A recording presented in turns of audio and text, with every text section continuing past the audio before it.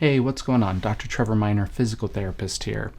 If you're like me, one of the biggest struggles I have when I'm out all day is finding a nutritious meal that is filling and is easy to prepare or eat when you're in a car.